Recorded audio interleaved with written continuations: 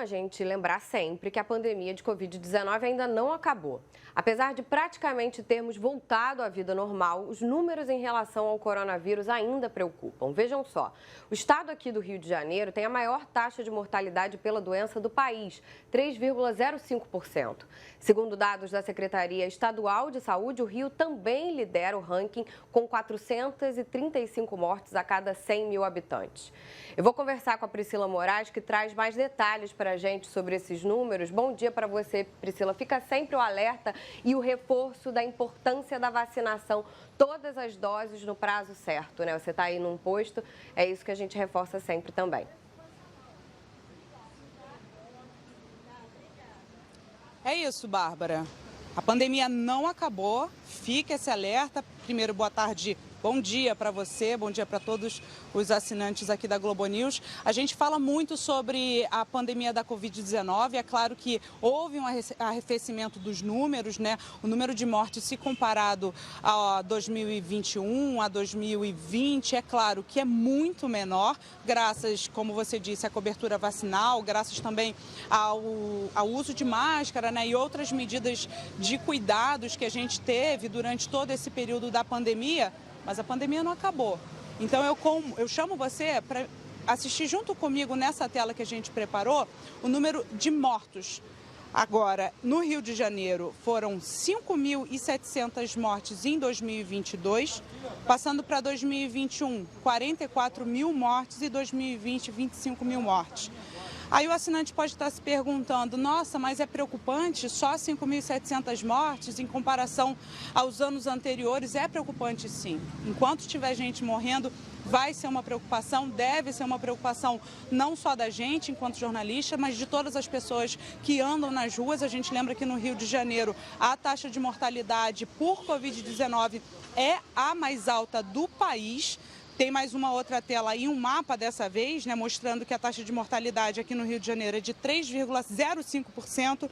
E aí vem São Paulo, Maranhão, Amazonas e lá no final dessa lista, Espírito Santo, Amapá e Santa Catarina com 1,2%. Por que é preocupante, Bárbara e amigos do Conexão?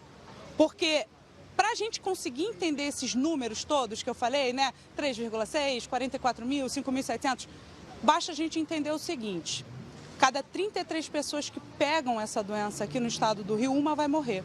Então, se a gente tem 33 doentes por Covid, uma vai morrer no estado do Rio. É isso que a gente tem que compreender, que o índice de morte está muito alto no estado, é o estado que lidera esse ranking triste que a gente tem de mortalidade da doença. Eu conversei agora há pouco com o professor e médico Guilherme Werneck, né, para tentar entender, então, o que está causando, por que o Rio de Janeiro está liderando esse ranking. Primeira coisa que ele me falou, e eu compartilho aqui com vocês agora: Rio de Janeiro é um centro turístico, né? Atrai pessoas do mundo inteiro, então ele naturalmente se torna esse berço de variantes. O Rio de Janeiro, durante toda a pandemia, segundo informações do professor Guilherme Werneck, ele foi o que experimentou mais vezes novas variantes surgindo, driblando aí a nossa imunidade, né? A nossa imunidade que a gente vai adquirindo com o passar do tempo, com mais pessoas doentes.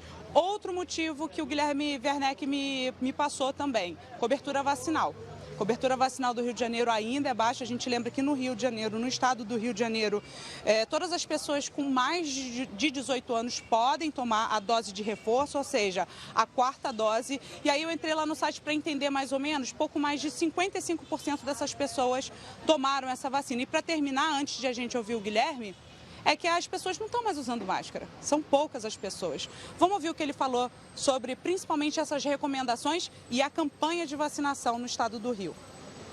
O estado do Rio de Janeiro, ele apresenta ainda alguns municípios com taxas de vacinação relativamente baixas, né? O estado do Rio de Janeiro, por exemplo, se a gente pensar em dose de reforço, estaria em torno de, bom, depende de como você calcula, né? Mas entre 75, 80 e poucos por cento, né, de cobertura, o que é baixo para a segunda dose, ainda mais a gente sabendo que a chegada de outras variantes torna necessário a dose de reforço. E a cobertura da dose de reforço está menor do que 50%.